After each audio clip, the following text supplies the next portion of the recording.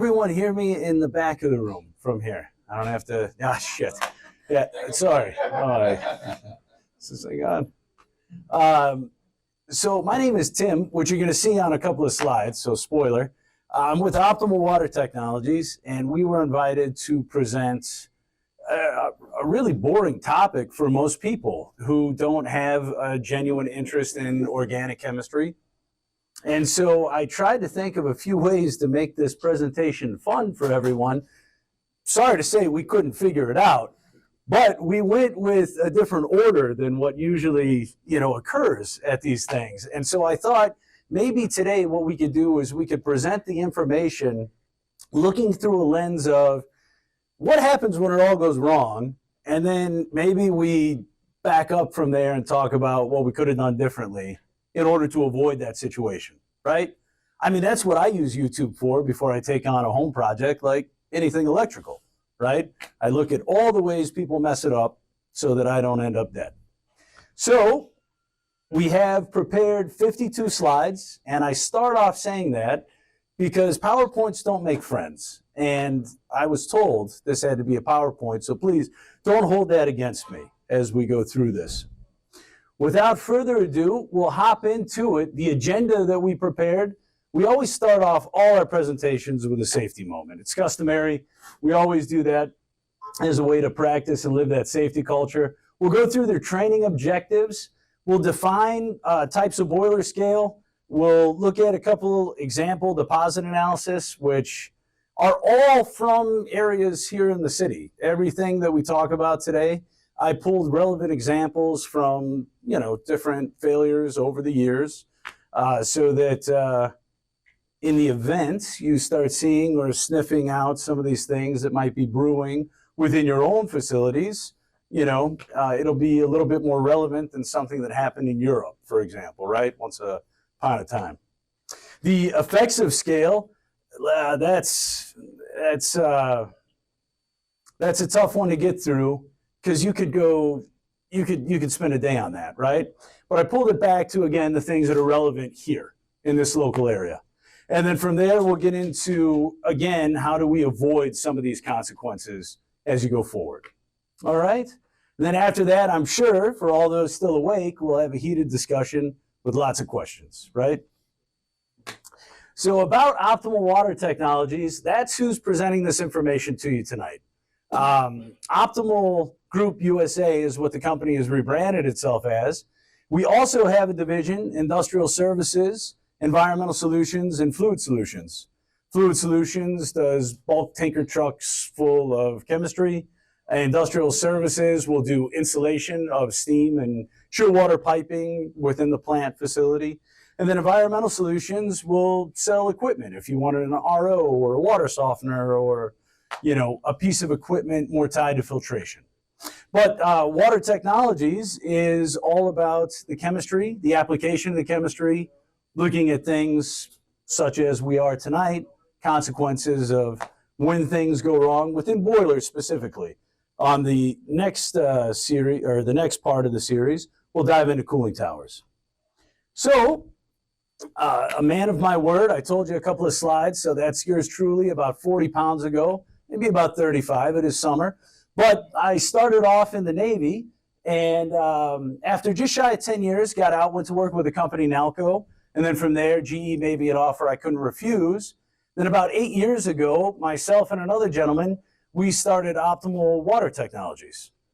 We figured that we could, do better than the larger companies that lost focus on giving people what they asked for. It seemed counterintuitive to others, but to us it made sense, and we've had a pretty good success rate over the years just by simply focusing on what matters for each one of the facilities specifically. We provide the treatment chemistries here as well as quite a few locations throughout the city. Most of the hospitals, things like the Superdome, LSU, Tiger Stadium, and then heavy industrial facilities as well.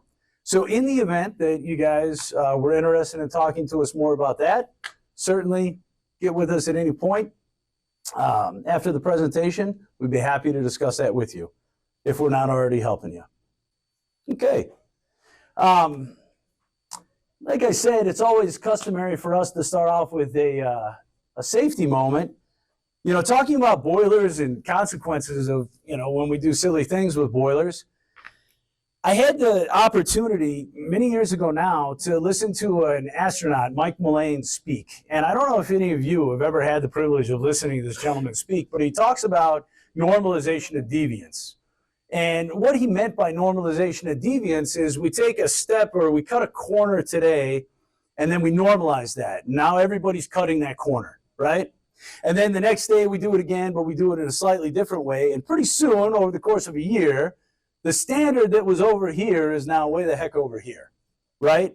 Now, how does that apply to boilers? Well, when this, I don't know, what would you call that, tragedy? I mean, just, there was so many things that went wrong with that Challenger shuttle crash explosion in 1986, but what he was really focused on here was this failure that resulted from an O-ring failing actually was the culmination of 3 years prior when the QA/QC department started doing something a little bit different. That's what it came down to. So fast forward to something a little bit more relevant. And this was in 2016 in Lakeland, Florida. It was like a 1,700 horsepower boiler, 60,000 pounds an hour, right? It was at a citrus facility. Yeah, there you go, citrus processing plant.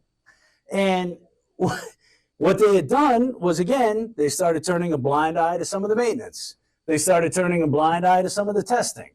They started turning a blind eye to one of these things or that things. They had some churn. Maybe there wasn't all the training that should have been there. They never really copped to that, but it was definitely one of the things in the 5Y that was found in the root cause analysis. There were no fatalities, thankfully, but that boiler shot out of that thing like a bullet out of a gun, went through a cinder block wall and landed just on those railroad tracks right there. We can smile when we say that because there was no fatalities, right? I said that first, but my God, I mean the air that thing got, right? And it was all due to just a few little tweaks over time before all of a sudden the culmination of all those deviances added up and that thing shot out of there. So that's the safety moment that I presented or wanted to present to y'all today to set the stage for, we're going to talk about failures that didn't result in a boiler going through a damn building wall, right? But what we are going to talk about is things that ended up costing quite a bit of money. Retubing a boiler these days, very expensive, right? The downtime, in addition to the cost of that maintenance that's unplanned, pretty significant. So let us not forget that there are a few things that we can do to mitigate the risk of incurring those unplanned maintenance issues. Those training objectives, I try to keep it simple. We're going to look at the types of scale, the effects of it, and then the treatment imperatives to stay back from it. And it's not all chemical related. I know I'm a chemical guy. People are like, it's going to be chemical. It's really not. Chemical's not a silver bullet. I know it's tongue in cheek, and it's a bit counterintuitive to hear me say it. But when it comes to boiler treatment, it's all about the quality of water you feed it. If you feed it the right thing, it's going to end up good. Chemistry should be leveraged as something that helps us in the event we have a little blip or an oops, but predominantly we should be focused on pre-treatment. And that is where our journey will start when we look at treatment imperatives. Okay, so first up, the types of scale. Well, what the heck is scale? Because I tell you, I go to places, everybody seems to just say scale. It's like a buzzword. And not all the time is what we're looking at scale in the end. So mineral deposits, as it says here, that is truly, when we think of scale, the definition that I think of. We have different minerals that are precipitated on a heat transfer surface, and as a result of those depositing on that heat transfer surface, we now have retardation.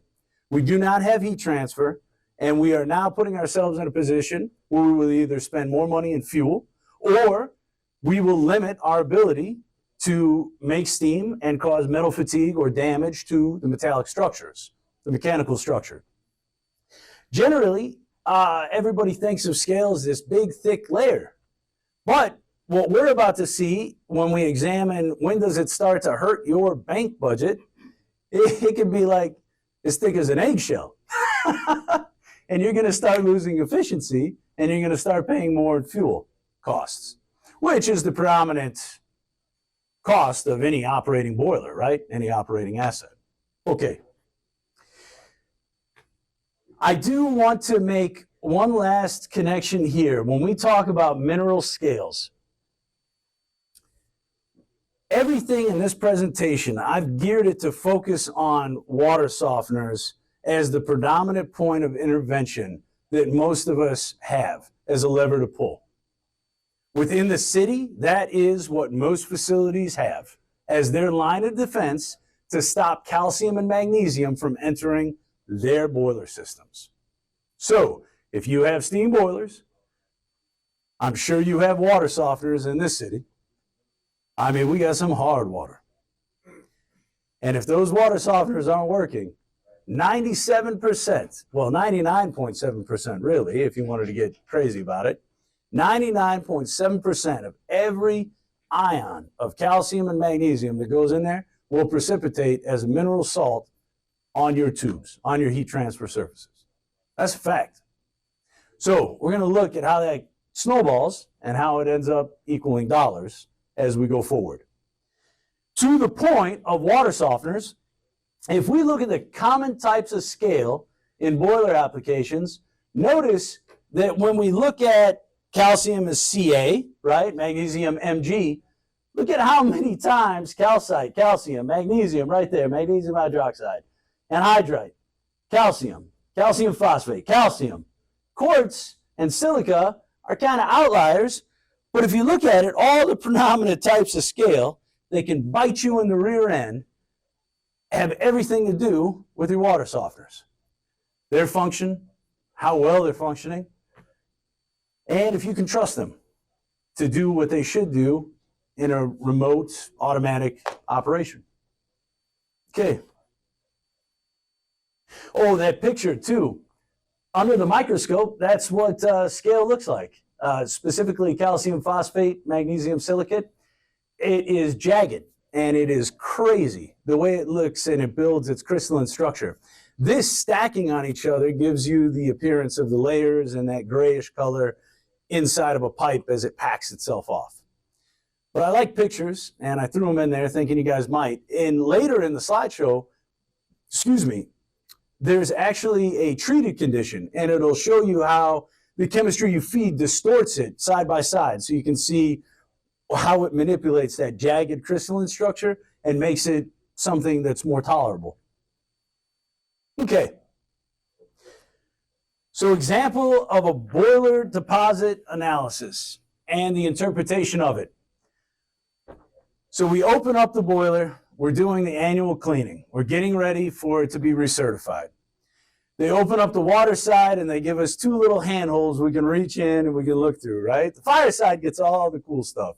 Big doors, you can look in it, and there's hardly anything you got to worry about there. But on that water side, where all the deposition occurs, we get like, I can't even put my hand in past my elbow. But when you look in there, you're going to see a lot of scale that has fell to the bottom underneath that Morrison tube, right? For those of you who fire tube boilers, more predominant, variation of the boilers here in the city. When you look at that scale that's fell off and accumulated at the bottom, oftentimes it's going to be brown. There may be a grayish color to it. That's the iron that has mixed with the calcium, the magnesium, and formed the scale layer, and it's on the tube. When you shut the boiler off, expansion and contraction says it's going to crackle and it's going to fall. That's helpful. I mean, it really is. That's a benefit, but not all of it comes off. Okay, what did come off can give us an idea of thickness. That will come into play here in a minute. The other thing that I'd like to point out here, this coming from our beautiful New Orleans parish water, 49% of the deposit that's typically found in these boilers when we take that, piece of scale that we grabbed out of that bottom underneath the Morrison tube is calcium based. If we look at it, The next highest piece of the pie also has a calcium component. We have an iron component, sliver is the yellow. We have another calcium component making up the 8%. And what does this tell us? This tells us again, and I keep pushing on this like I said I would, the water softener is a critical piece of equipment when it comes to the healthier boiler and when we look at scale formation within these units. So much of what we find within that scale, as well it should be, and we expect this is not crazy, is all related to the softener not removing the calcium and the magnesium the way it said it would. Now, why it's not doing it, you got to talk to it and figure that out. We can help there. Other companies can help there as well. But that is a conversation that will pay dividends for you in the long run. Yeah, we've seen that. Hey, who would have thought there was a city water bypass valve around there and it was open? Oh, man. Saw that a couple of times. Yeah, it's damaging, and it can happen fast. If we wanted to get real cool with math here, does somebody have a calculator that can assist me here? Because there's no way I can do this number in my head. If we were to look at, typically, thank you, we've got about, let's just say 180 ppm of hardness in the water, okay? So let's say you have 15 gallons per minute going into your boiler as makeup water. So if we take that 15 gallons a minute and we multiply that by the density of water, 8.335 pounds per gallon, and then we multiply against 180 ppm, and then divide that by 1,000,000 to get parts per million, that'll turn it into mass. And then we can do that over, let's say, we'll start with 1 day. That's 32 pounds of scale formation in 1 day. If you're bypassing that softener, 32 pounds of scale that you're putting in that boiler. Now, listening to that and seeing the pie, right? That doesn't pack that kind of punch. But when you start thinking about something like, damn, that's 2 bowling balls, that's real. And it's all going to cover those pipes. There's only so much surface area for heat exchange. And that boiler does not know that there's scale around the tube. It's just going to keep firing harder. It's going to keep burning more gas. The temperature is going to go up on one side until you have a tube failure. And then the next thing you know, you're plugging tubes or you're retubing. That's the reality. And it's costly. And so much of it goes back to something as simple as, man, if we would have just spent a little bit more time maintaining that water softener and making sure that damn thing was working, you wouldn't have been in that boat. Okay? All right. Thank you. Yeah, no problem. So, we've talked a little bit about hammering home the notion that scale formation in all its various forms is highly related to what that pre-treatment component, the water softener, should be removing for us here in this local area. If we look at the effects of scale, we find the fracture zone on this pipe. There have been a lot of companies that have written books about boiler failure analysis. I've never written one because I always joked that the others had screwed up so many boilers that they could write a whole damn book about it, right? Because they had done it. We don't do that. We try not to screw up boilers. It's more fun not getting fired. But in those books, which I snapped a picture of this, the fracture zone that you see here, this is a typical fracture on a tube related to scaling. And the reason is because the scale layer is built up over time. You've got metal fatigue as a result of all that high heat that's been pounding on that. And eventually, you just get the metal fatigue has changed that molecular structure of that tube, and it has just opened up. Whether that fracture is transgranular or it is in line with the granular structure, the molecular structure of that steel, tells us a lot in failure analysis, especially if courts get involved, things like that. I've had to give expert testimony before and talk about, how something would have occurred. It will tell us a lot so that we don't have to suffer the sins of that past again, right? How that failure occurred. But it can also help to tell us and point a lot where that tube was in the boiler. You know, how close to first pass was it? Or, you know, the second pass, third pass, depending on what style boiler you have. Fire tube versus water tube, and then water tube, A-type, O-type, you know, sub-variants of each one of the boilers. So that is definitely what it looks like. But let's talk a little bit about that thermal fatigue, because that obviously was the effect of it. Just to give a graphic here, you know, the way that we did was saying 32 pounds of scale in a day when we have an 180 ppm of hardness going into the boiler. Let's take a look at, and look, I'm no Picasso, as you can clearly see, but we're going to pretend that this is a tube wall without scale. And you can see on the fire side, we're creating 600 degrees Fahrenheit. And the thermal heat transfer says that we should get 500 degrees on the other side of that. That's what should come through. Now, if we have just a 32nd of an inch of scale, we have to supply almost 900 degrees Fahrenheit before we get that saved 500 degrees. So that's not just taking a toll on the metal and causing metal fatigue, that's also considerably increasing your fuel bill. Your natural gas, as you convert that to BTUs, becomes a horrible depreciation in efficiency for the operation. And that cost of gas is going to go through the roof. So that is why I love this visual, and I hope that you guys do too, because it really does paint the picture of why we want to avoid scale. When we have that scale, how we get the metal fatigue, the fracture, and then when we look at this, it helps to drive home why we're going to get screwed on the gas bill. Okay, let's look at the thermal retardation, the conductivity of heat transfer on these different materials. Okay, so the top one obviously is the boiler steel. That's just our mild carbon steel tube running through that boiler. We have 310 BTU, blah, blah, all the way across there, all that. It chops down dramatically when you go to a calcium phosphate scale. When you go to an iron oxide, calcium carbonate, magnesium phosphate, it is pretty sufficient at retarding heat transfer. It is terrible for your operation. But silica scale, now there's a special thing. Silica is awful when it comes to boilers and scale. It's great when you think about it in terms of, you know, insulation for your house or other things out there where it's appropriate. But silica in a boiler, it turns to glass, and you have to hammer it out, jackhammer it out. I mean, they clean it with heavy, strong acids. And if it's too much, you can't clean it out before it withers away the boiler steel, and you end up compromising the rest of the metallic structure. And you just have to replace a whole bunch of components as a result.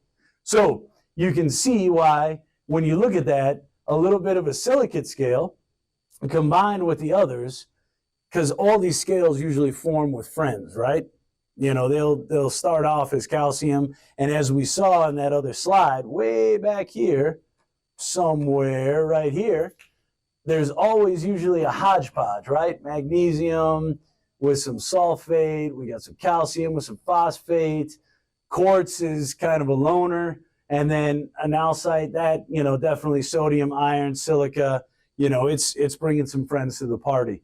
So in those instances, you have a compound effect relative, when we look at this information, to just how much of a thermal retardation of heat transfer you can expect. This is loss of efficiency. This is a hellacious gas bill, and you're on your way to having to replace some stuff in this boiler because you're going to be blowing tubes.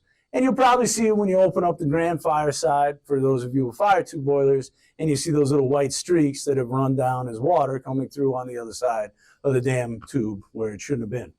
Okay, so with that being said, we talked about how much do we lose, how thick a scale? Does it have to be this massive, holy crap amount?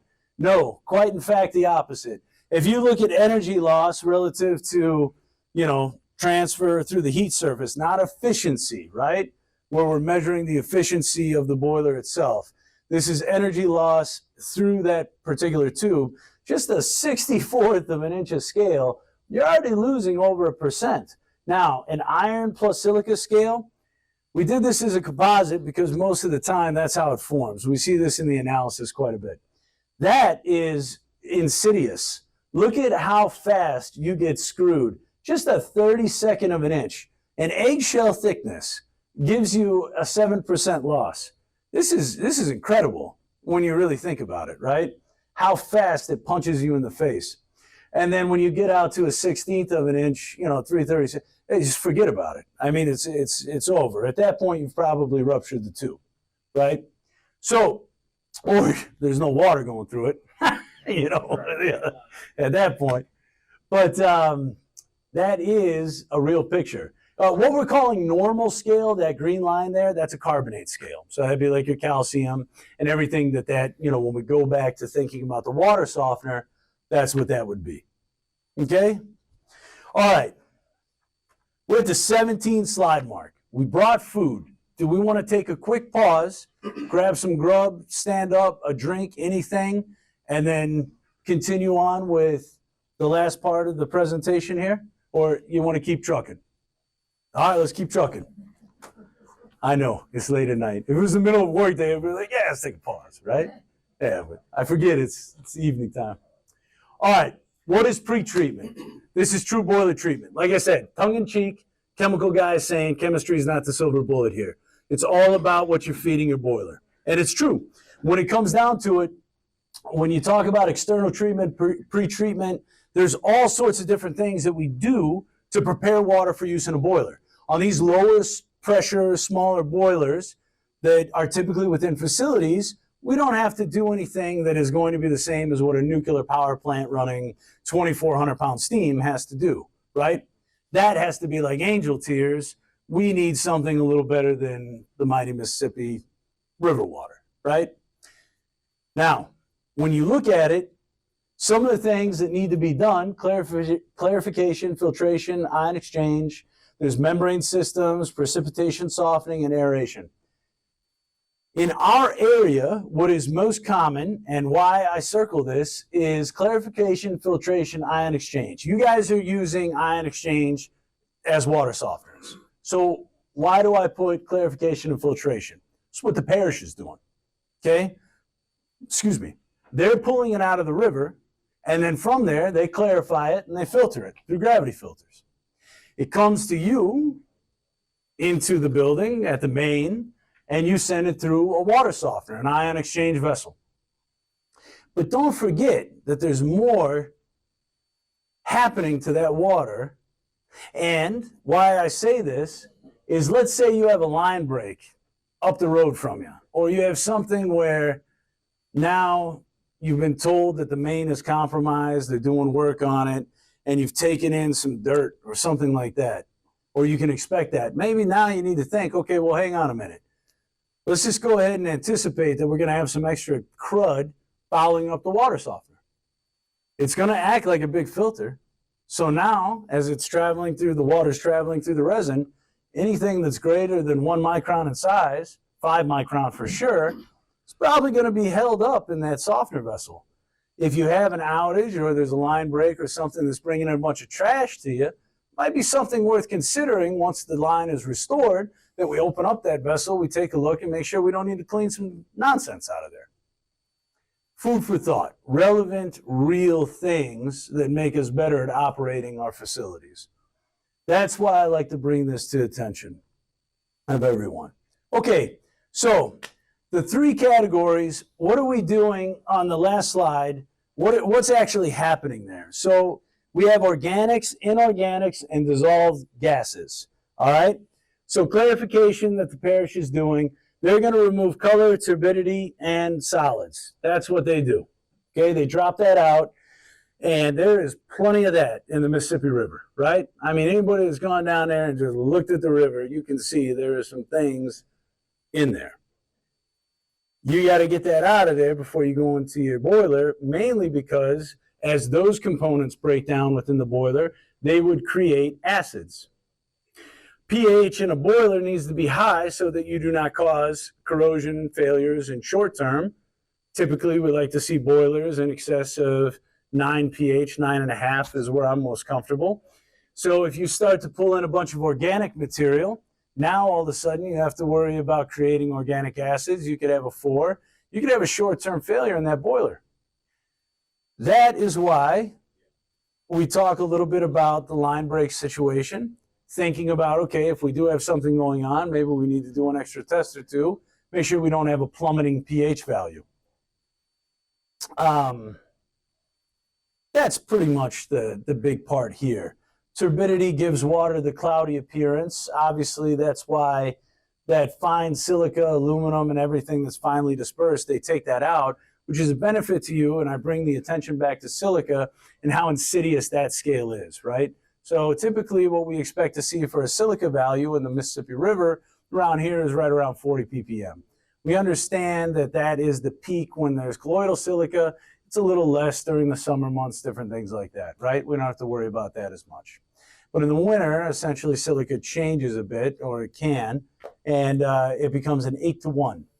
So we account for that, helping you guys as well as the companies that you're using if you have steam boilers. Okay, or they should be. If they're not, obviously it's a question you should ask. Why clarify? Well, in potable water, aesthetics matter, right? Nobody wants to fill up the tub and get into a brown bathtub full of water, right? I mean, that's just gross. So aesthetics are big. Color present in water will foul anion resin. So when we look at the different things in preparation for utilizing boiler water, we have to worry about some of these things fouling out the resin. Blinding RO membranes. For those of you that have an SPD department that you're supporting, or something where you have a step up from what's normal, you have to think about this in terms of, hey, if we did have a line break situation scenario, I need to think about bottle changes a little sooner than what I'm normally accustomed to. That's a real thing. Colloidal silica, if not removed, will break down and form reactive silica. That's that thing I was talking about. It becomes like an 8-to-1 in winter. Colloidal silica just breaks apart. It's like a chain, chops itself up under thermal pressure stress, and it becomes just, crazy. All of a sudden, you thought you had 8, you got 40. Okay, so that's why we want to clarify. Now, after we clarify, it is customary to filter. And filtered can be many different things, but typically what we see is a vessel, and this is what you would see at the parish plant, and there would be many different types of media. You can see this one has 5 different types of media in it, and water is passing through it, and any large particulates will get caught into it, and the water will come out the bottom clear and free of those large particles. It is important that we make sure that we get rid of a lot of this, because again, if we start pulling in these large particles into the boiler system or into our system, as soon as heat becomes involved, we'll start to form a different kind of foulant deposition, something that will be organic in nature undoubtedly, will have low pH, as well as just a culmination of just nonsense accruing underneath that Morrison tube packing and hurting our circulation. Right? Okay. When it comes to these filters, most of them are gravity in nature. You fill water from the top, it goes through, and then comes out. There's not really a need for a pressurized filter in most spots. Across the U.S., it's most common that gravity filters are the ones that used. Okay, now we're to the part inside of the building. Most facilities have the ion exchange vessels that are softeners. The definition of hardness in water is the presence of calcium and magnesium, right? So removing calcium and magnesium is important. Why do we call it ion exchange? A softener just removes the hardness, right? So why do we call it ion exchange? Well, everybody here that has dealt with a softener knows that you regenerate it with salt, right? So the resin is a bead. It's actually a pretty amazing bead. It is a composite out of divinyl benzene and polystyrene. And inside of that bead, if you would think about it, cut an anthill in half, and there's all these little paths, okay? So that teeny tiny little resin bead has a network, a maze of just all these crazy tunnels. So much, in fact, that 99% of the resin capacity, your capacity of that softener, is because of those pathways, the surface area inside of those tiny little resin beads.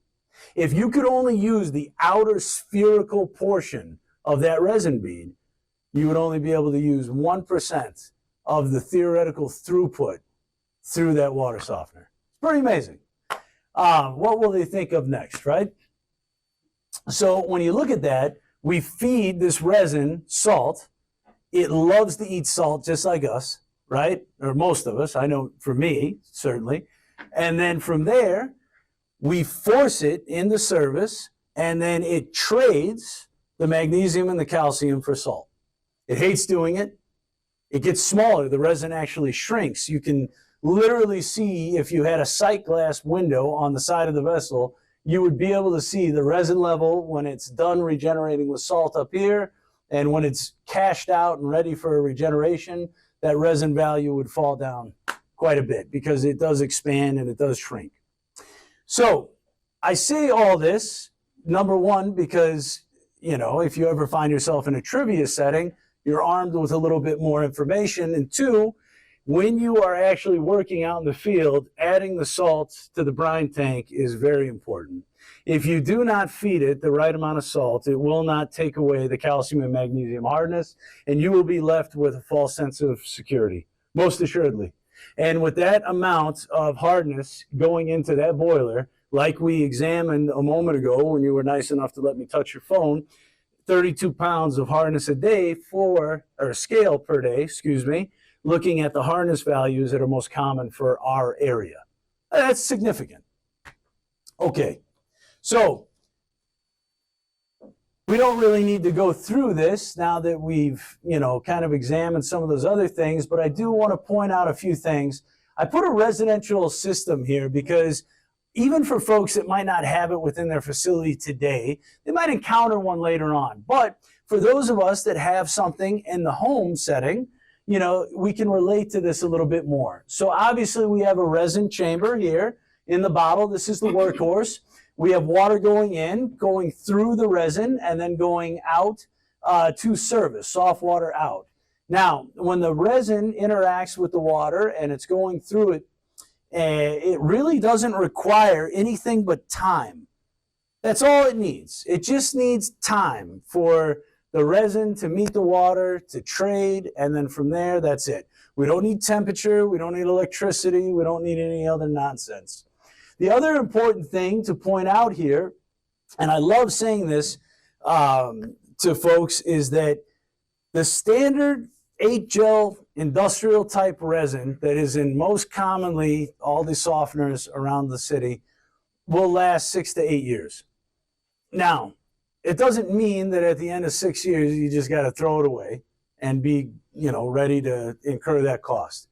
There are resin tests for hundreds of dollars. You can have a couple of scoops of your resin taken out, sent in, and we can actually gauge the amount of life that's left in that resin. It's pretty neat.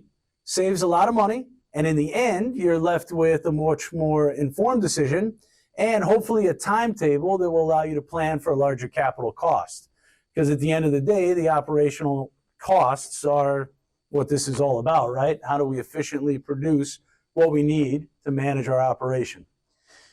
The last thing that I will note about the resin is the reason why 6 to 8 years is most commonly the amount of time it lives is because the halogen exposure from the monochloramine, the chlorine, the bleach that is coming through for sanitization of the drinking water will weaken the skeletal structure of that polystyrene divinyl benzene monomer that has formed the bead that is the resin bead. Okay, so that's why it dies. All right. Anatomy of the softener resin. I talked a lot about this because I'm a nerd that way, and I like to talk about that part, and I can't even wait for the slide. But for those of you that like pictures as much as I do, everybody has slipped and probably almost broken their neck on that type of softener resin on the floor.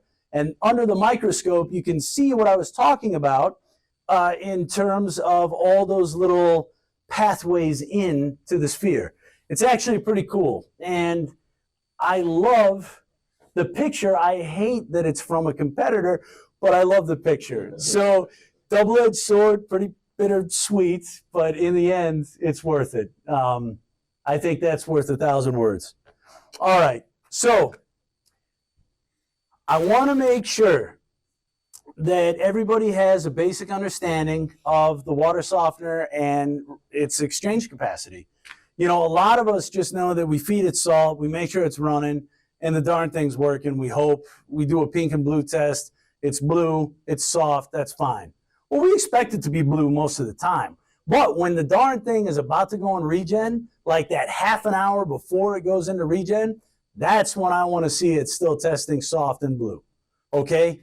Because the false sense of security for most softeners, it is incurred when you're getting towards the end of the service run.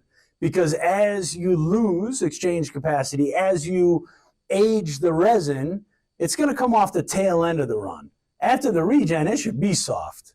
We should expect this. But at the end of the service run, when we're getting close to that regeneration, that's typically where you get punched in the nose. So every vessel has a finite capacity. Why is this? Because it only holds so much resin. A cubic foot of resin typically has around 30,000 kilograins of capacity. What the hell is a kilograin? That's what they measure capacity in. So grains of hardness are pretty easy. If we think about it, 17.1 ppm equals 1 grain. The test kits that you have on the market will either measure grains or it'll measure ppm. I like ppm. You might like grains. We can still be friends thanks to conversion factors. And so if you did come and ask us for help, or you wanted to use your kit that you might have as grains, you're good to go. I will say, though, that grains can be difficult for you to test in because you're starting at 17.1 ppm. A freshly rejuvenated softener should be running 0.5 ppm, right? So you would expect not to pick up any sort of hardness in a kit that's using grains. All that nerdy, terrible jokes were focused on making sure that you look for kits that are focusing more on ppm. They will serve you better and ensure that you do not have a false sense of security within your operation. When it comes to systems that have multiple cycling softeners, you wouldn't be able to get that test 30 minutes before the regeneration period like that, right? Because on the leaving side, you'll always have a fresh, softer. Yeah, like a triplex where it auto-rotates. Yeah.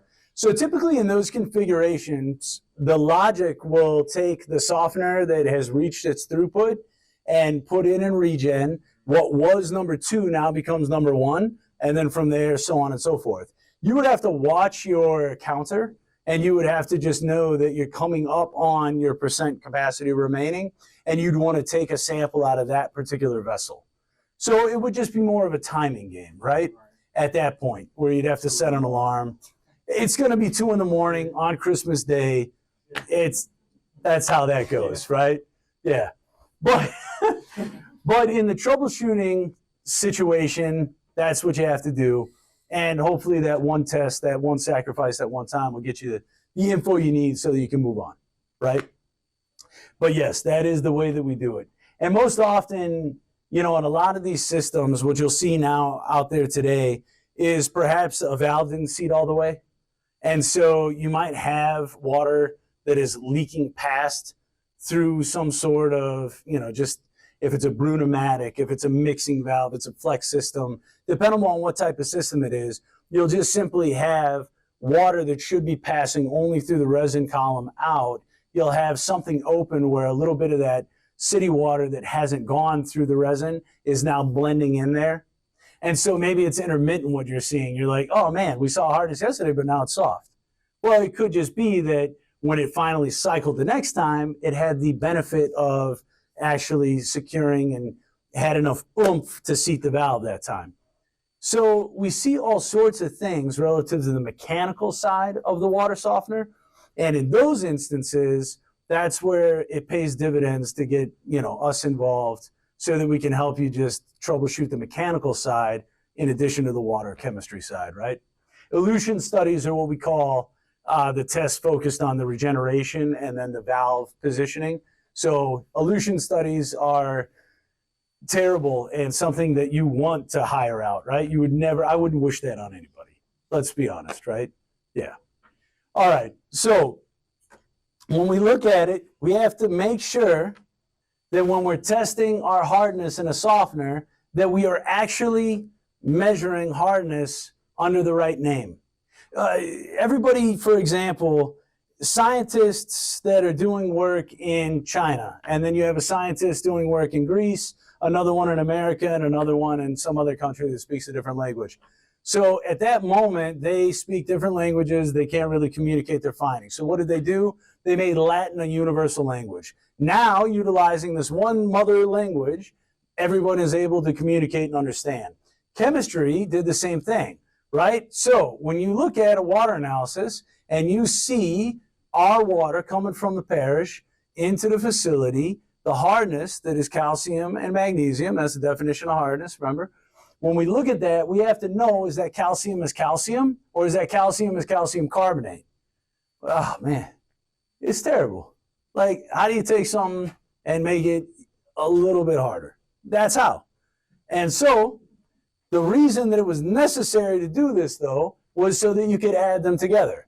Because magnesium is heavier than calcium, they had to give it a factor that you can multiply by in order to get them on the same plane so that they could be added together. So when I say to you a moment ago, we have about 180 ppm of hardness in the Mississippi River coming into your facility, I can say that because it's as hardness as calcium carbonate, right? But if I was to say to you, yeah, we got 35 ppm of calcium is calcium, and then magnesium is about 38. Well, what the hell does that mean? What do you do with that? You can't do any calculations with that.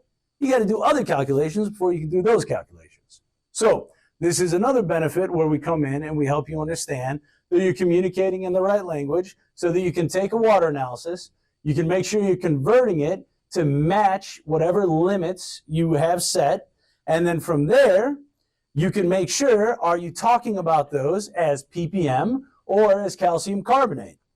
And then if they are different, we will help you find the conversion factors, which we've cleverly put on the left, so that you can do the math and end up with the right numbers that you see here on the right. How bad it can be if I was to say you only have 60 ppm of hardness versus if it was as calcium carbonate, it's actually 150 ppm.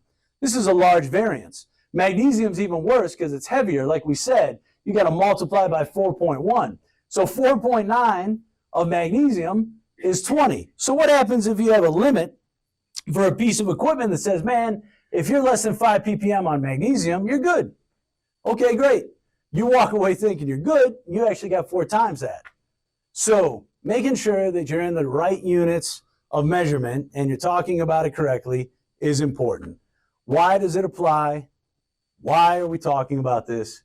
It's to make sure that when we do the math on how much water can go through your softener before you have to regen, you've actually figured that number out with the correct numbers, utilizing the correct numbers for the calculation, okay? And this is some of the painstaking, arduous math that goes into it, right?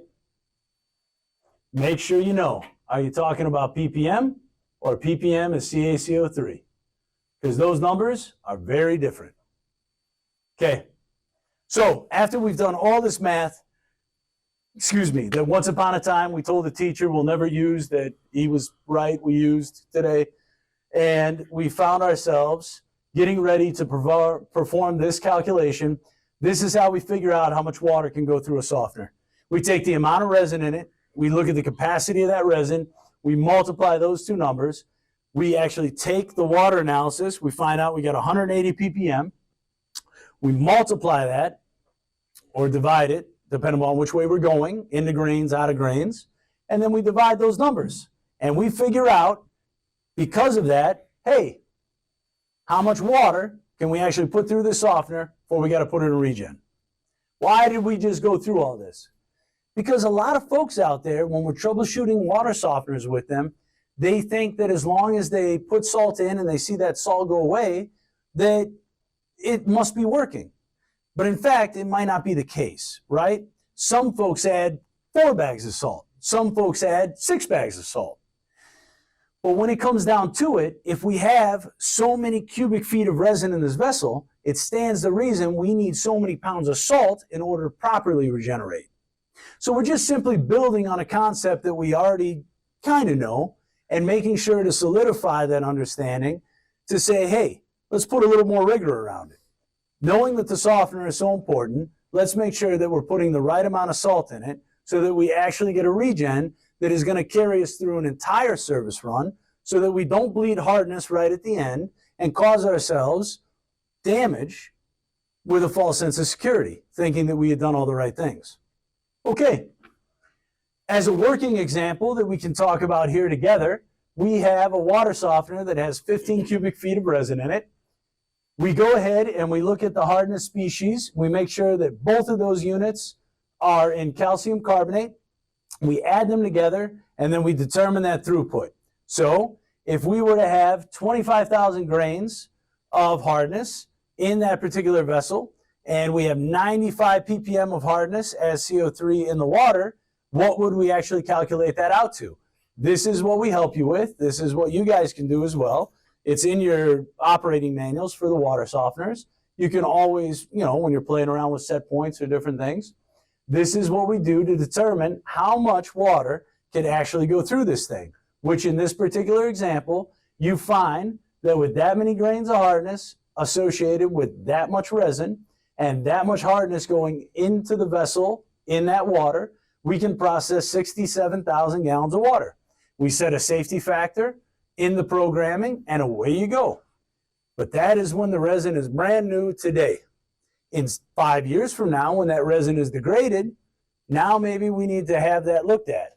This is where you guys can come in, engage a company like ours, and say, hey, that resin's about 4 or 5 years old.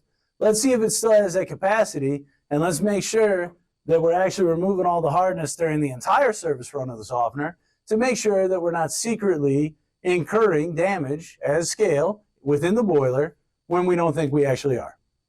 Okay? I feel like that's full circle. We got there. All right. The objective of boiler internal treatments.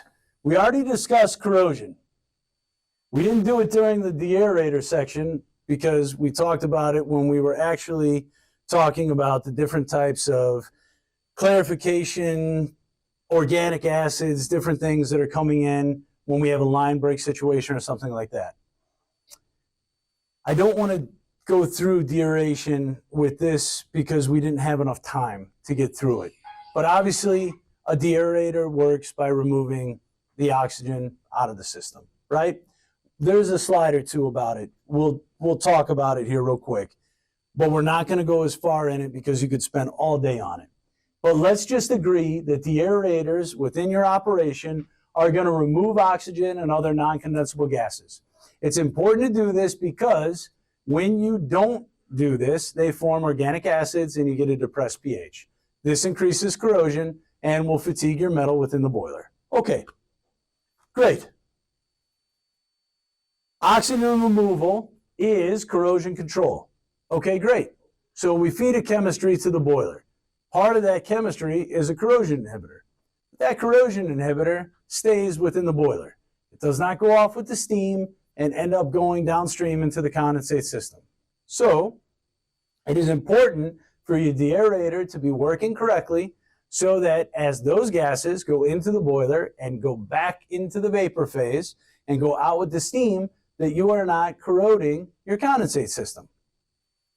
This is why a functioning deaerator is important. If you suspect that your deaerator is not functioning or you do not know whether it is or not, engage us. We can come, we can look at pressures and temperatures, and we can figure out if all the different things that are supposed to be working, Raoult's law, Henry's law, partial pressures, all that fun stuff, is actually occurring within your system. We just discovered the other day at a new site that a deaerator, we were taking over a steam system, it hadn't been working for suspected about 12 years. And when we looked at a few of the components on it, we said, expect that a lot of things are going to be rusted and broken when you open it up. They opened it up, and there was a lot of things that were rusted and broken laying in the bottom. It had discolored the sight glass. It was so bad.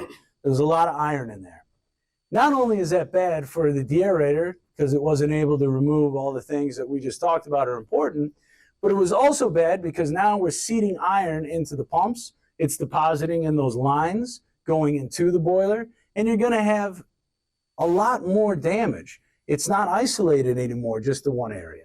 It now is the piping. It's now the pumps. We're losing efficiency on things, and we're going to have to replace a lot more than just one piece of pipe here or there. Okay, any questions on this before we get into the next part? I would like to make sure everybody knows we have 12 slides left. 3 are transition slides, and 1 just says discussions and questions. So we're almost there. All right. There are different rules as to how much we can have of different things in a system. Goes without saying. ASME, the American Society of Mechanical Engineers, is a governing institution that is most relevant to the systems that you have within your facilities.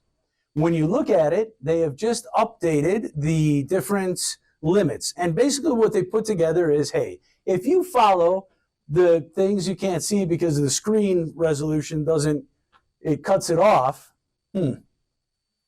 So just so you know, this is a table and there are limits right here, right about here.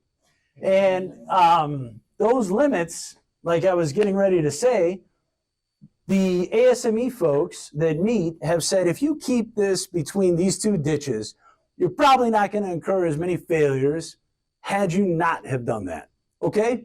Now, there is quite a bit of liberty that they always say, and I think it's because they're mechanical engineers and they don't like chemical engineers. They always say, like, but ask a chemical engineer or whoever's doing your chemistry what they think, right? And so we manipulate these sometimes. So you may very well see that if you were to Google this or look it up, that you might have a range that doesn't agree with what's actually in your facility. There might be a perfectly good reason for that, but it's always because we've looked at it and we've decided, hey, it's just not possible based on the source water or some nuance, right? But it's worth a conversation and something that we adjust to customize what's happening within your facility. Okay. In addition to these ranges, there are notes, and those notes within the ASME book will give you a little bit of guidance as well as to, different things that you could ask or different things you could tweak. One of the things that I love to point out, since we're talking about the aerators, is that they actually want, and again, I know you can't see it, but it says 0.007, less than 0.007 ppm, 7 parts per billion of oxygen. So that's almost nothing, right? That's very little. The deaerator should be able to remove that. The deaerator should be able to remove down to about 10 parts per billion mechanically. If it's not, that's a problem because, again, the chemistry is not a silver bullet, and typically we are scrubbing just the last little bit out with the chemistry. We should not rely on that chemistry to deoxygenate the water solely. In fact, we will create a low pH condition if we try to do so, which, again, will kill the boiler in a different way. So we want to make sure the deaerator is functioning. We talked a little bit about Charles' law and Henry's law. Oxygen solubility decreases with increasing water temperature, and Henry's law, that's the amount of dissolved gas in a liquid being directly proportional to its partial pressure above the liquid. Basically, what we're saying here is we need to make sure that we keep the deaerator hot, and we want to make sure that we maintain a certain level and pressure of the steam going in. If we do those 2 things, we've got a really good shot at that oxygen coming out of the water and going out through the vent and giving the boiler the deoxygenated water it deserves to not kill our condensate system. Okay. A nice picture of a DA, 3/4 of it, in fact, because over on this side, you would see the end of the vessel and how the steam is going in right there. And then that steam is the red arrows that are moving across there to keep that hot, nice environment. And then the water flows across, the steam. Oxygen is whipped out. And then from there, we have a little reposo for the water. We keep it nice and heated up and waiting for it to go through its final little scrubbing, and then out ready to go as the aerated feed water to the boiler pumps and then to the boiler. And this is what we see most in your operations within facilities around the city. In heavy industrial plants, they usually have two of these tanks together with a throat section. They are spray and tray type. They are much larger, as you can imagine, although some of the facilities have monsters of these. But typically they are much larger because their flow rates are larger. Their steam needs are larger. Yours are, for example, this facility, they're just matched for whatever it is that you're making, whether it be an SPD department or whether it be something else. So it goes without saying that you would find this equipment, this style, within facilities throughout the city. That's what that was getting to. You shouldn't see a spray and tray type deaerator, a turret style, or a vacuum type deaerator. This is what should be most relevant. When it comes to chemistry, like I said, we want the deaerator to do all the work, and then we want the chemical to scavenge that last little bit. The oxygen scavenger is one of the three chemistries you typically see being fed to a boiler within NOLA. When you look at its performance, it is best done after the deaerator has worked. Obviously, because you want it to scavenge that last little bit remaining. Goes without saying. Three common spots you'll see it. Deaerator drop leg section, so this would be in between the two sections. It'd be going on one side before it gets ready to go out as boiler feed water. And then we always want to make sure it's being fed underneath the water line. And if there's no other way to feed it to a low pressure side, you can put it in the boiler feed water line. But typically those pumps are a little bit more expensive because you're on the high pressure side and you have to fight against that pressure. The last part here, as we go through the treatment imperatives, if we look at the chemistry that goes into a boiler, we've talked about the oxygen scavenger now. The second of three is going to be the internal treatment chemistry. This is going to be responsible for taking any oopsies of calcium, magnesium hardness that could become scale and modify them so that they become sludge that doesn't deposit and hurt your boiler. Excuse me, I talked about this picture at the beginning of the presentation. We're here, and you can see that jagged crystalline structure over on the left from that what we saw earlier. And then for all those that thought it was just snake oil, on the right side is the picture after chemical has interacted with it. You can see how it modifies that crystalline structure, and it makes it something that is much more conditioned. It lays flatter. And this is important because when you have this untreated condition, those jagged peaks and ridges will perpetuate the creation of more scale. They will catch other pieces of minerals and they will build upon itself much faster. In a treated condition where you've modified that scale and you've conditioned that sludge, you don't have that same tumbleweed effect that can occur and the scale builds upon itself as much. So it is a benefit. Keep the pump going. If it stops, I would phone a friend. It does help. The last thing that I would like to do is talk a little bit about the mechanical side. And so when we look at the treatment imperatives, when we look at carryover, this is the other thing that can wreak havoc for you. And this is where I'll inject a little bit of when we look at the third chemistry. The third chemistry is the condensate line treatment. This is specifically created so that when steam goes into the vapor phase and goes out to the steam header, any steam that's not used and starts to condensate and go back into the liquid phase, this particular third chemistry will do so with it. And any acid, any low pH situation that occurs at the site of those first condensables, it will be there to increase the pH and make sure that you don't create a hole in that pipe at that spot.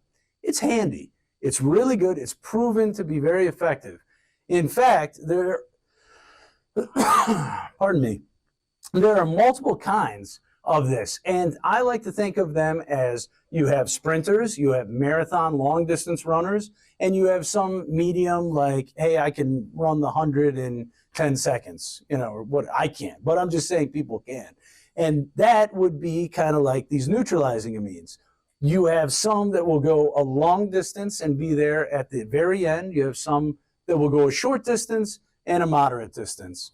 That will protect your condensate piping at multiple spots. Within this facility, for example, we use 3 different neutralizing amines. The reason we do so is because there is a holy crap amount of piping in this facility, and you need something for short, medium, and ungodly long.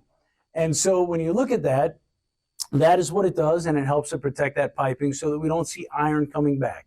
If you remember back to the boiler scale slides, iron in that matrix can be very damaging. And when you look at the thermal retardation of the scale, it can really cost you quite a bit of money in fuel.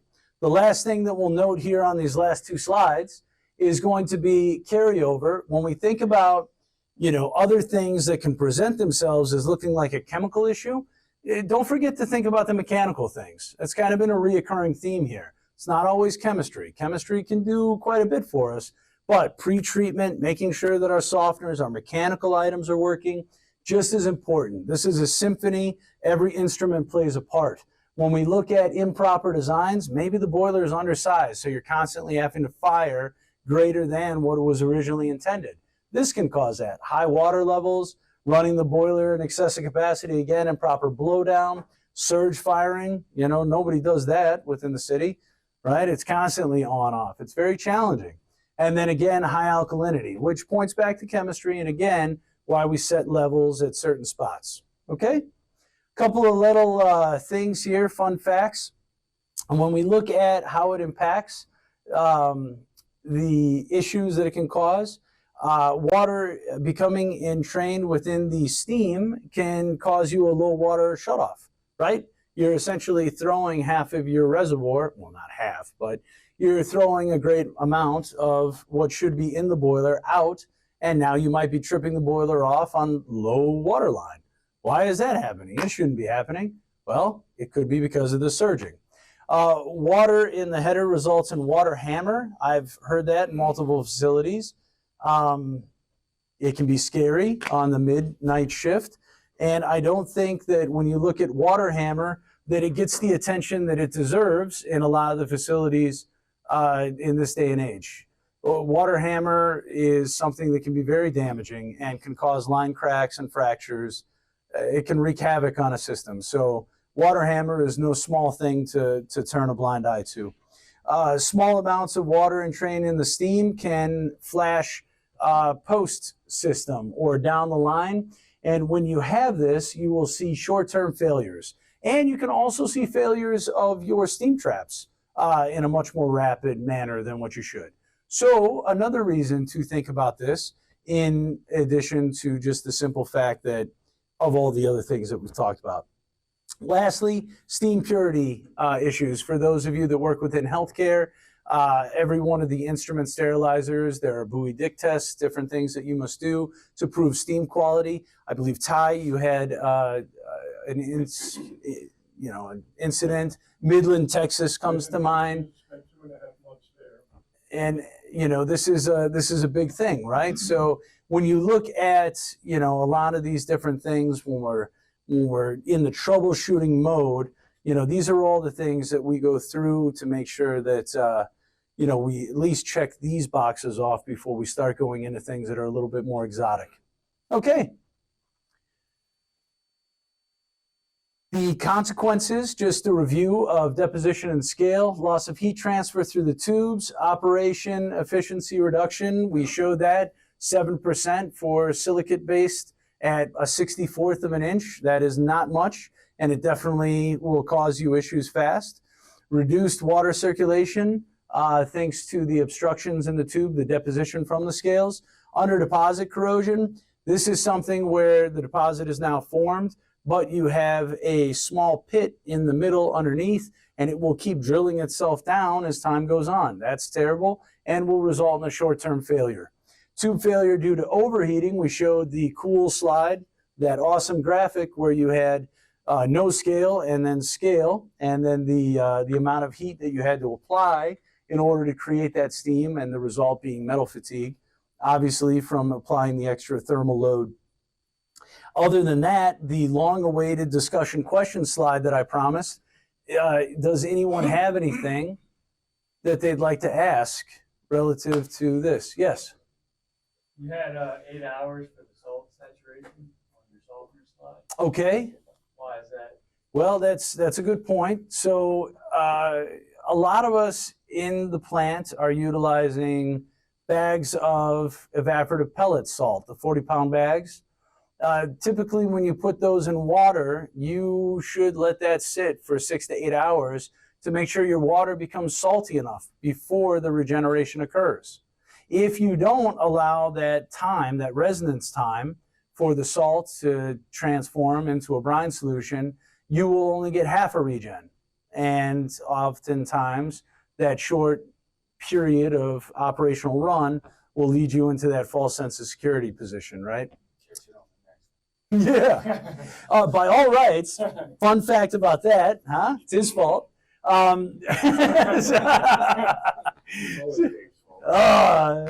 No, but real quick on that, if you find yourself in a situation where you had a bad regen and you ran that softener through, by all rights, you should do a back-to-back regeneration as your first road to recovery item, right? Because that softener resin has been so far overrun, you would want to do that to regain its full capacity. Okay? All right. Yes? But you don't really have to use salt pellets to use brine. You can buy your brine Liquid. already in a liquid. You can. That's the way I do mine. Brine already in liquid. Yes.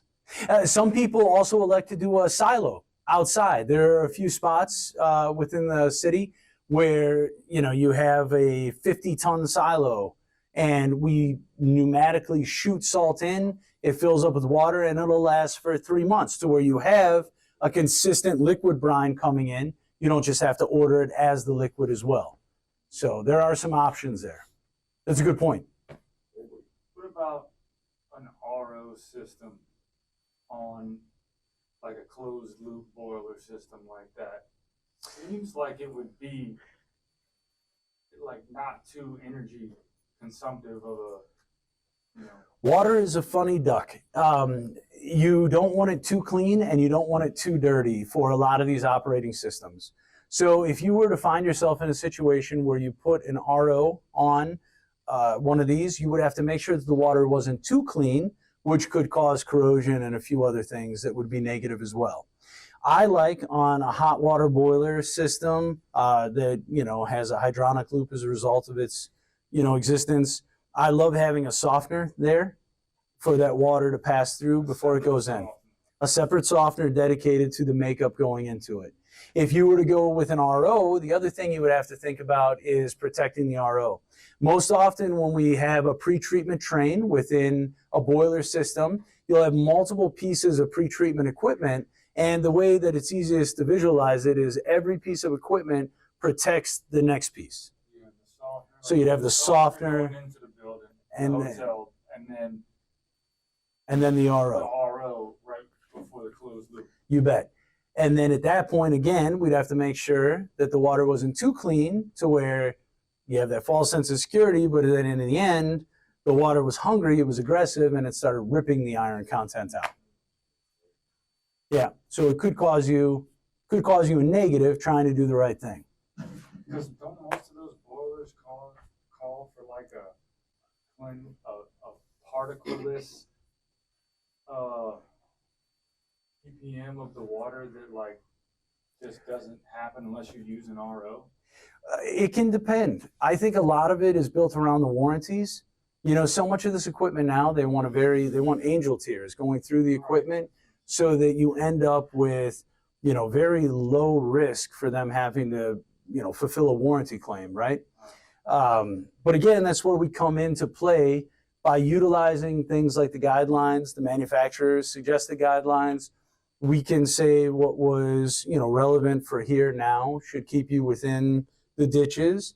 And then from there, if you did find yourself in trouble, those same reports, that same basis of design would give you the ability to contest a warranty claim, right? So, keeping your friendly neighborhood water treatment personnel involved can pay dividends in that way too.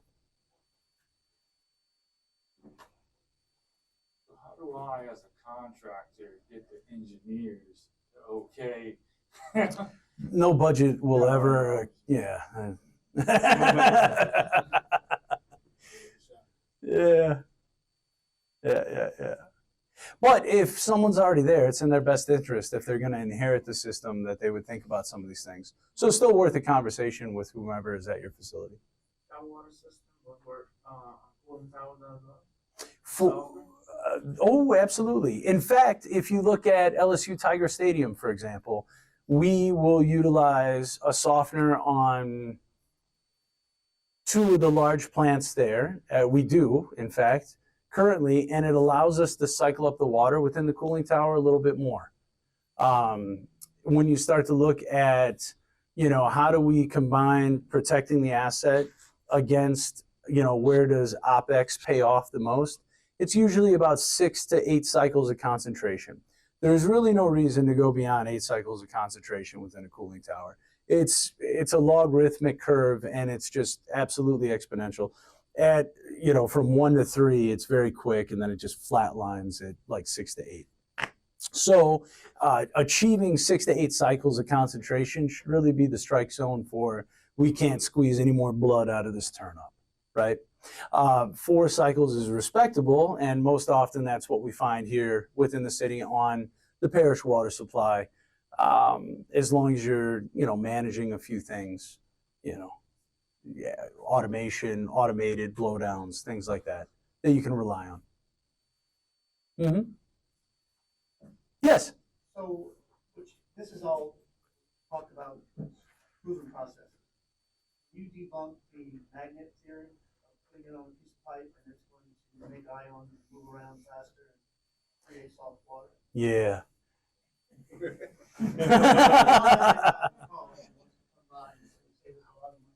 Yeah. There's a lot of systems out there that tout harmonics and different frequencies, magnets. I can tell you that we have been asked to help folks validate equipment over the years, right? They've brought us different things, asked us to evaluate it, give them credibility. How like on toothpaste, they're like, hey, 100 dentists agree that, this is great. It's the same kind of concept. When it comes to the harmonics and a lot of these systems that tout, making soft water within the pipe, in certain parts of the country, it might work. Down here, I haven't really seen any of these systems that will work for the amount of just schmooey that is within the water that comes to us, for lack of a better term. I know that's highly technical, the word schmooey, but it really does paint the picture the way it needs to. I mean, it's some stuff in there. So when you look at it through that lens, what you oftentimes find is you might have a harmonic system that does a decent job at scale mitigation. However, it doesn't do anything for corrosion. Within a cooling tower system, as you'll find in the next presentation that I prepared for you guys, is that there is a trifecta of sorts that we have to inhibit within a cooling tower system: corrosion, deposition, and microbiological fouling. Deposition is the bucket that we host scale in, right? So when you look at corrosion, when you look at scaling, most of the often these systems are going to be good at one or the other, but they don't really take into account water savings. They're not able to cycle up as much, and you end up using more chemistry to get over the hump of microbiological fouling, and you might end up incurring more damage in the long run relative to corrosion, right? So I haven't seen a system, like I said, that to date on the market will actually answer the call for our local water here relative to online production of things like that. It seemed to me that the magnets and all of that would cause more electrolysis than anything. Galvanic corrosion is a real thing. And to your point, whenever we have an Admiralty non-ferrous alloy that will slip, some copper, some brass, and then you have a magnet over here that is just, bunging up all the ferrous alloy, pieces of iron, things like that, and it's landing on it, you are creating a galvanic corrosion mechanism that will pit in that location. So in fact, to your point, you are creating events, right? And so over time, you had this one oops and it built a layer. And then everything went back to the way it should be. We recovered, but then it happened again and another layer formed. The X-ray diffraction is so cool because it can go ahead and it can, you know, look at each one of those layers individually and see like, oh, we had a mess up probably in the fall because there's more silica in this matrix, right? And then after that, it was a carbonate oops, right? So the softener probably went out. And, you know, then we laid down this one. And there could be multiple layers of these scales that form on this. I will say that I have personally helped to clean and have seen multiple silica scales. Another one that's prevalent within the city is people will try to leverage the oxygen scavenger chemistry and they will form a sulfite scale within their boiler. That one has kind of a yellowish hue to it because the sodium sulfite, when it bakes on, it has like a jaundice type yellowish kind of pale yellow color. But when those scales combine and they form that matrix, it becomes very tenacious and it's hard to get off. A hammer and chisel probably won't do it. Typically you have to use certain kinds of acids and, you know, you have to put them in a certain order in order to attack all those matrix, which is why the analysis is so important ahead of the cleaning effort to make sure you don't do something futile. And that's what I was leading into. So recently I just acquired a property. They had a problem with the blowdown valve on a cooling tower. Mm-hmm. Huge issue there. During the winter months, I got a chance. Of course, the cooling towers are not in use, so I got a chance to open them up and look into them. And the layers of scale that I seen in there was like, whoa. So now understanding this, I'm currently going through bids right now for the cleaning of it. But then you get to the point where so much acid has to be used now, it's corrosive to the, so it's like, what do you really do? Absolutely. Yeah. And the retardation as well, I've noticed the climb in the operating temperatures of these towers. Like sometimes I'll go out there just to make sure that it's priming because it's like running hot. And of course, the heat outside is to take into consideration as well. But I mean, you're right, it does shorten the life of some really expensive. Not only that, you're missing a lot of money with your blowdown. Absolutely. You know, you get sewer credits, Absolutely. right? Yeah. When you flush your system. So if you're not doing blowdown on your towers, you think of it as money.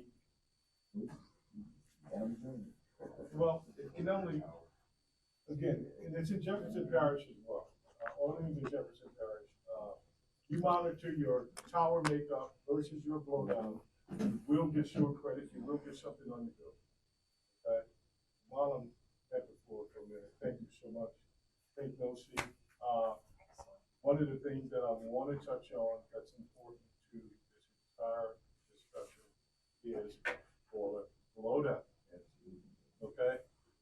Surface blow, bottom blow, things of that nature. All of this works well. All of that's fine, chemicals, so forth and so on. But you've got to blow your boiler down. Help those guys help you when they come in, and no matter who you use as far as the chemical treatment is concerned, you still have to have your plant operate to its maximum efficiency. Part of that efficiency is proper chemical treatment, proper blowdown, proper cycles of concentration on both open recirculating and boiler side, right? And life expectancy of that equipment with boilers is imperative with that blowdown. With that said, what I always recommend, and we do, as you all know, we do a hardness test per shift and a conductivity test per shift on conductivity boiler, hardness to make sure your water's soft.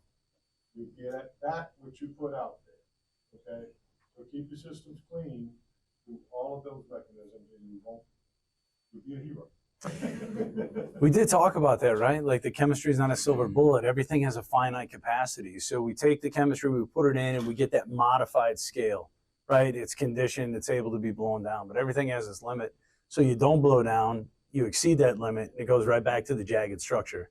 So it's like, man, I'm doing all the right things, but I still ended up in the hurt locker. Well, sorry, but, you know, overnight they haven't been doing the bottom blows. So you've been creating solids, they haven't had anywhere to go, And, you know, every day we have a constipated boiler for 12 hours. You know, And then that's some guys go, oh, it blows down. That's an automatic surface. very different. You have surface and you have bottom. Yeah, very And your different. bottom is more important than surface, right? And then you gotta find a sweet spot with the surface, because sometimes surface can automate it, can go too much, okay? So understand the systems, guys, know how they work. Talk with these professionals, with these guys, you know, chief engineers and operators, and even if you're not in this field, you're gonna be called to work there. You're here for a reason. You're here because you're interested in knowing how it works, okay? You may be a part of how to operate it, or you're part of fixing it. But one way or the other, you know, I'm glad to see you guys come out. Thank you so much. Yeah, surprising how many folks, really. And thanks for not falling asleep. That helps my ego like you wouldn't believe. Yeah.